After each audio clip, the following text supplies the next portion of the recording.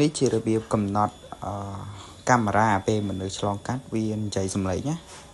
ជាដំបូងយើងចូលទៅ device ដែលយើងចង់កំណត់ហ្នឹងហើយយើងចូលទៅ setting រូបចៅហ្នឹងយើងចូលមកនឹងវាលោតបែបហ្នឹងយើង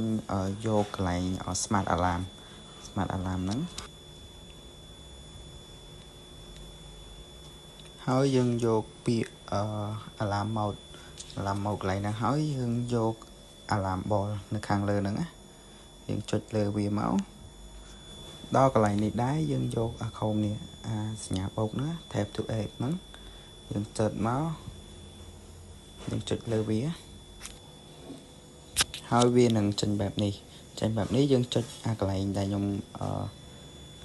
ប្រាប់ហ្នឹងយើងចុចកន្លែងហ្នឹងមកចុចមួយហើយយើងនិយាយហ្នឹងគឺបាន3វិនាទីយើងនិយាយអីក៏បានដែរហើយយើងយកពាក្យupload អូខេយកពាក្យ upload ហ្នឹងហើយយើង confirm វាមករងចាំតិចអញ្ចឹងកន្លែងនេះដែរយើងយកអាកន្លែង the custom នៅលើអាសញ្ញាបូកហ្នឹងយើងយកអាហ្នឹងមកជាការស្រេចហើយគឺពេលមនុស្សឆ្លងកាត់វានឹងនិយាយសំឡេងដែលយើងនិយាយហ្នឹងហើយ